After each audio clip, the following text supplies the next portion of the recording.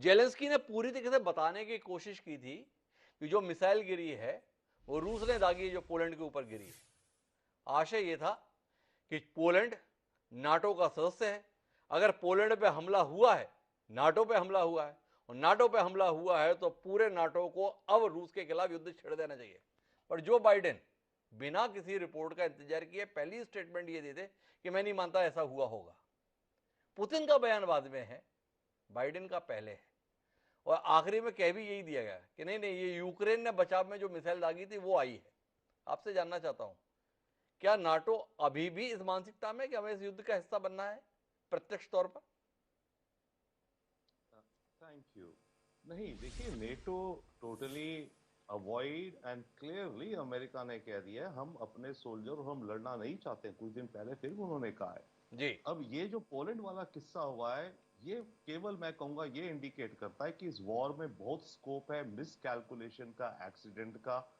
कोई ऐसा एक्सीडेंट या मिस कैलकुलेशन हो जाए, एक साइड ने कुछ करा और दूसरा साइड विदाउट वेरीफाइंग जल्दबाजी में रिटेलिएट कर दे, तब ये चिंगारी भड़क जाएगी between a NATO and Russia conflict, right? तो जी ये एपिसोड वो डिपिक्ट करता है।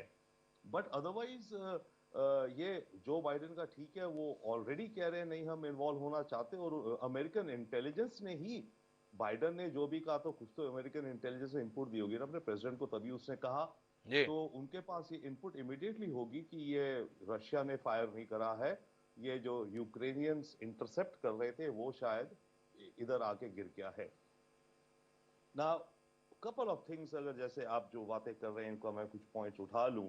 जी शुरू शुरू में आपने कहा था कि आई मीन पीस के लिए भी हमें उतनी जोर से फाइट करना चाहिए जितना वॉर के लिए, और कोई ऐसा कर नहीं रहा है इस समय। यू आर एब्सोल्युटली राइट, कोई पीस की बात नहीं कर रहा है जी इस समय।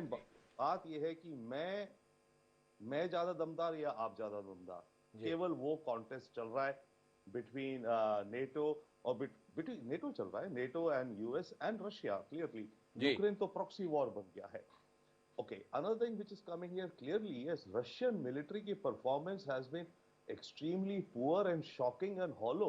जी In fact, सुपर पावर का ये हाल हो रहा है, खार्किव का जो शहर है जी 40 किलोमीटर दूर है रशियन बॉर्डर से, जी उसको मुश्किल से कैप्चर भी नहीं कर पाए, जितना कर पाए वहां से खदेड़ दिए गए। जी ओके, कीव तक ये काफिला जा रहा था। तो मिलिट्री वाइज बड़ी चीजें हैं, परफॉर्मेंस की, इनकी इक्विपमेंट की परफॉर्मेंस की, Russian technology by the way की भी बहुत एक्सपोजर हो गया है।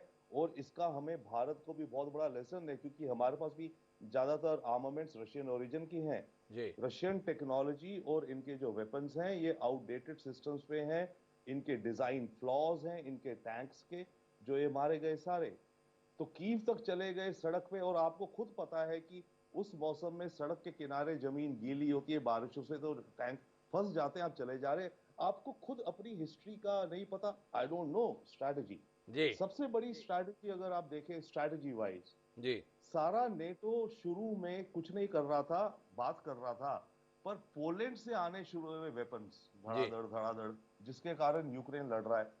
अरे आपको लड़ना है तो आप वेस्टर्न यूक्रेन में उन वेपन्स को ब्लॉक क्यों नहीं करा आपने? I don't know. जी आप उनको ब्लॉक करो ना, जितने हाई मार्स जैवलिन स्टिंगर्स आ रहे हैं वहां से, उनको आप शुरू में ब्लॉक करते तो यहां ना आते जो आपको इन्होंने पीछे करा। So anyway, forget, there is a lot to be going there on strategy part, but technology part is very worrying for us.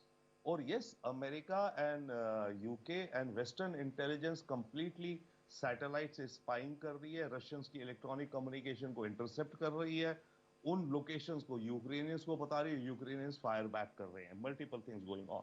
Ji now US और नेटो का objective, yes, I think as ambassador Sajjan said very clear, Russia की economy को degrade कर दो, जी Russia की military को degrade कर दो, रशिया की टेक्नोलॉजी और इंडस्ट्री को डीग्रेड कर दो, जी रशिया को एक पिग्मी देश बना के हुक्का पानी बंद करके दरवाजे के बाहर खड़ा कर दो। ये ऑब्जेक्टिव है इस समय रशिया और वेस्ट